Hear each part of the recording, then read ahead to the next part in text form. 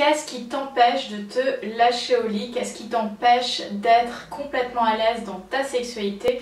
C'est la question à laquelle j'ai voulu répondre, que j'ai reçue, et pas qu'à une seule reprise, sur Instagram.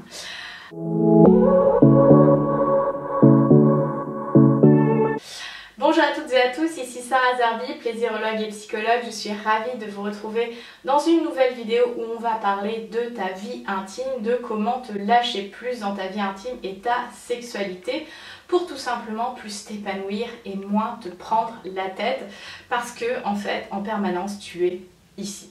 Tu es ici, tu cogites et est-ce que je fais ça? Est-ce que je fais pas ça? Est-ce que j'ai le droit de faire ça? Est-ce que j'ai pas le droit de faire ça? Et à aucun moment tu ne profites de l'instant présent. Effectivement, cette question de se lâcher au lit, d'être à l'aise dans sa sexualité, c'est quelque chose que j'ai constaté comme étant de très transversal.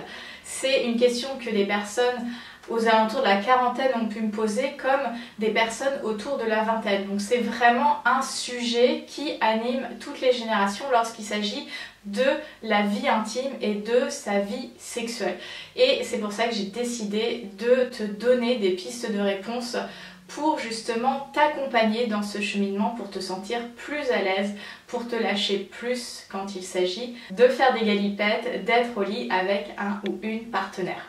La première raison, qui est pour moi une des raisons fondamentales pour lesquelles tu ne te lâches pas dans ta sexualité au lit ou ailleurs, c'est ton identité. Parce que finalement, elle représente quoi, notre identité? Notre identité, c'est cette partie de nous, dans notre mental, dans notre psychisme, qui se construit dès l'âge de 2 ans, et finalement, c'est un peu une case, ou comme on dit chez Âme Fauve, une cage dans laquelle on a tendance à s'enfermer. Donc c'est cette identité qui est délimitée avec notre référence culturelle, familiale, nos expériences qu'on a vécues. Et c'est un petit peu toutes ces étiquettes qu'on se colle. Oui, je suis une fille sage, je suis quelqu'un de sérieux, je suis quelqu'un de confiance. Et en fait, dès lors qu'il s'agit de la sexualité, en fait, ça vient presque nous mettre en danger dans notre identité. Ah bah non, je ne veux pas être une fille facile. Ah bah non, je ne peux pas faire ça, parce que si je fais ça, ça veut dire que je suis ça. Et ça étant potentiellement une... Et donc je ne veux pas être ça, donc je ne vais pas associer certains comportements que j'associe à ce type d'identité. Donc finalement, ton identité est ce qui vient créer un blocage dans le fait de te lâcher. Ton identité, c'est à la fois l'identité en termes de caractère, en termes de qualité, en termes de défauts, etc. Mais aussi ton identité en termes de corps. Comment tu identifie ton corps. Ah bah non, je fais peut-être une taille 44, 46, 48, peu importe, j'ai du ventre, j'ai les seins qui tombent, donc je ne peux pas faire telle position, je ne peux pas faire telle pratique, parce que ça va faire blop blop quand on fait tel mouvement avec mon partenaire. Et donc ton identité, c'est à la fois ton identité, on va dire, émotionnelle, historique, familiale, etc., mais aussi ton identité corporelle. Parce que même si c'est quelque chose auquel tu ne t'identifies pas, je vais te donner un exemple très concret qui, je pense, va te parler. Il y a fort longtemps, je faisais des ateliers, notamment maquillage, avec le magazine Biba et une boîte d'événementiel, donc c'était largement avant le Covid, et c'était à l'époque de mon ancienne identité sur les réseaux sociaux, donc Marshmallow World, et j'avais fait un tuto make-up avec des jeunes femmes autour notamment du rouge à lèvres rouge. Une femme à la fin de l'atelier vient me parler en me disant tu sais Sarah, ça faisait des années que j'ai pas osé porter de rouge à lèvres rouge, parce que quand j'étais au collège ou au lycée, je sais plus l'histoire de cette personne, on m'a dit que j'avais une bouche à pipe. Ah, effectivement, quand tu reçois ce type d'insultes, alors insultes on met des guillemets, mais en tout cas ces mots qui viennent critiquer ou identifier une particularité de ton physique, eh ben tu te sens mal, tu as honte. Et en plus là on vient sexualiser, voire hyper sexualiser une jeune fille qui était voilà, dans sa puberté, dans cette période adolescente où on est en train de se construire, où son corps change, et en fait elle a associé sa bouche comme objet de désir, notamment par rapport à la fellation, et comme elle ne voulait pas s'identifier à cette image de femme qui fait des fellations et qui est peut-être une fille facile, bah elle s'était pas autorisée tant dans son apparence à porter par exemple du rouge à lèvres rouge qui allait attirer l'attention sur finalement la nature qui lui avait donné une bouche pulpeuse, et en même temps dans son intimité c'était une pratique à ce que, sans pour autant qu'elle m'en ait parlé beaucoup, mais j'ai senti que c'était un vrai sujet. Essaye de voir à quel endroit de ton identité, voilà, quelles sont les étiquettes derrière lesquelles tu te caches peut-être parfois pour t'empêcher de vivre certaines choses ou de faire certaines choses, et aussi ton identité corporelle qui t'empêche en fait de tout simplement vivre et profiter de ton corps, parce que ton corps, peu importe sa morphologie, c'est un atout sensoriel, c'est un atout sensuel, et grâce à lui tu peux expérimenter cette sensorialité, ce plaisir de la vie qui est notamment la sexualité, la vie intime. Donc vraiment interroge-toi derrière quelle barrière finalement et qui t'empêche d'être toutes les versions de toi-même, parce que notre identité finalement c'est comme un peu le personnage qu'on choisissait dans Mario Kart. Bon bah je vais être Mario, donc je sais que quand je serai Mario dans le jeu, je vais être celui qui sera le premier de la course. Ah bah non, je suis le méchant, bon bah je vais faire des crasses à tout le monde. Donc essaye vraiment de voir derrière quel rôle tu te caches, qui t'empêche finalement de vraiment t'autoriser, parce que tu n'es pas ça ou ça, tu es ça et ça. C'est comme une fois qu'on devient parfois parent, ah bah non, on n'aura plus la même sexualité qu'avant. Mais d'où en fait? C'est pas parce que je suis parent que j'en perds aussi tout le reste de mon identité d'être sexuée, femme, homme, qui a des désirs, qui a des envies.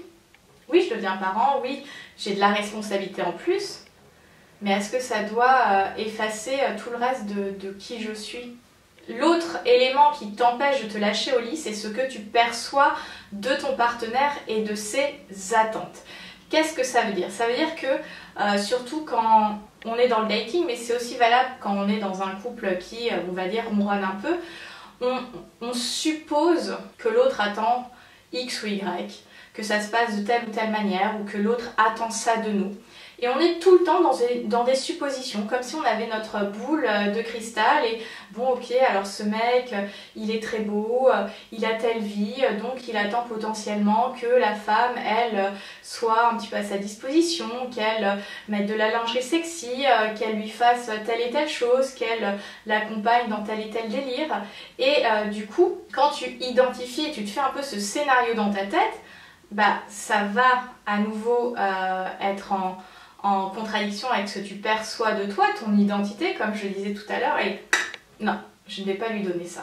Et donc tu vas être dans la rétention par rapport à ce que tu imagines que l'autre attend, alors qu'à aucun moment tu poses la question, mais de quoi j'ai envie aussi de vivre avec ce partenaire dans l'intimité? En fait, c'est de s'autoriser à découvrir l'autre et se découvrir aussi soi-même. Et la sexualité, finalement, il n'y a pas de code. Donc l'autre pourrait me demander quelque chose, mais en fait, je me sens suffisamment bien avec moi-même pour dire oui comme pour dire non. Il n'y a aucun problème. Je ne suis pas en danger si je dis oui, je ne suis pas en danger si je dis non. Parce qu'à tout moment, je peux m'arrêter si ça ne me plaît pas, je peux dire stop si je ne ressens pas de plaisir, et c'est totalement ok. La sexualité, c'est un terrain de jeu et de découverte. Je ne peux pas supposer ce que je vais ressentir tant que je n'ai pas essayé, goûté, etc. Après, il y a des choses qui ne me font pas envie, il y a des choses auxquelles je vais peut-être avoir besoin de me préparer psychologiquement, émotionnellement, physiquement, etc. Mais pourquoi se censurer et s'empêcher d'être généreux et généreuse dans ce partage corporel sur des suppositions que j'ai de l'autre? C'est fou quand même. L'autre point qui t'empêche de te lâcher complètement au lit avec ton partenaire, ça va être tes expériences passées. Parce que si tu as été en couple précédemment, si tu as fait des rencontres précédemment et que là, bah, tu es dans une phase peut-être de séduction ou dans une nouvelle relation, bah, on a malgré tout tendance à un petit peu comparer. À comparer de ok, dans le passé il s'est passé ça et ça, moi j'avais agi comme ça, l'autre avait réagi comme ça, mon ex voulait que je fasse telle et telle chose, donc je ne veux surtout pas que cet homme me demande telle et telle chose parce que ça voudrait dire qu'il est pas un homme assez bien pour moi, qu'on ne partage pas les mêmes valeurs, etc. Alors que ce sont deux personnes différentes. Mais tu te bases sur ton expérience passée pour te guider dans l'expérience présente. Mais en fait, tu continues de vivre ton passé, de ce passé dont tu n'as pas, entre guillemets, guéri, dont tu ne t'es pas soigné, pour une nouvelle relation qui est dans le moment présent. Donc tu es en train de contaminer ce que tu vis maintenant avec ce qui n'est plus. Et en te disant, bon bah, ok, sur quel pied je danse? Mais en fait, le pied sur lequel tu as besoin de danser, c'est juste le pied du présent. Qu'est-ce que tu as envie de vivre ici et maintenant avec cet homme? Tu as envie de vivre du plaisir? Bah, vis du plaisir. Tu as envie de découvrir autre chose? Découvre autre chose. Ou il a envie de te faire découvrir quelque chose?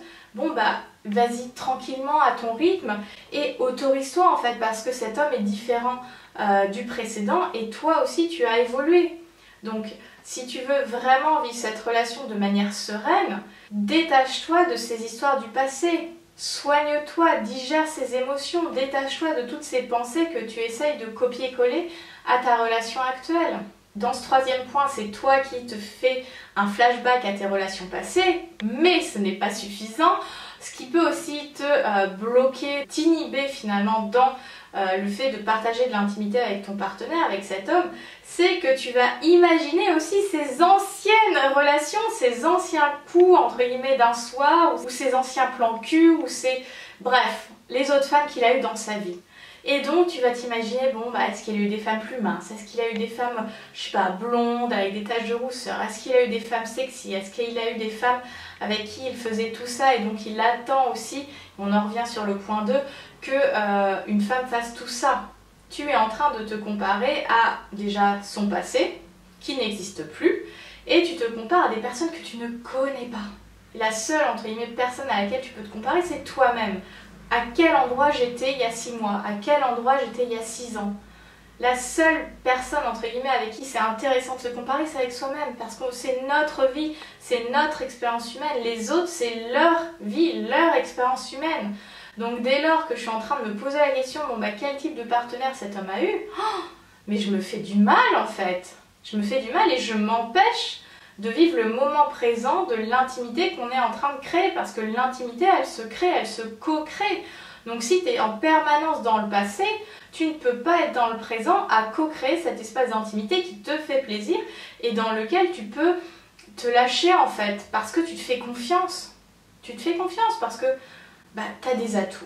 Tu es une personne merveilleuse avec ses défauts, avec ses qualités et c'est ok en fait. En résumé, quelles sont les 4 grandes raisons pour lesquelles tu ne te lâches pas au lit? Ça va être, je le rappelle, ton identité, à quoi tu t'identifies et surtout à quoi tu ne t'identifies pas. Deuxième raison, tes suppositions sur l'homme qu'il est et sur ses attentes. Troisième point, les expériences passées que tu as vécues. Et quatrième point, les autres femmes que lui a eues en te comparant à elle alors que tu n'en sais rien.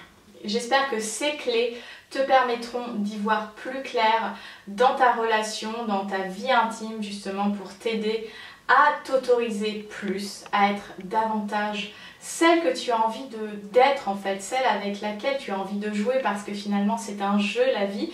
Et tiens, bah aujourd'hui je veux jouer le rôle de la femme enfant, tiens aujourd'hui je veux jouer la carte de la femme sexy, aujourd'hui je veux être la carte de la femme confiante.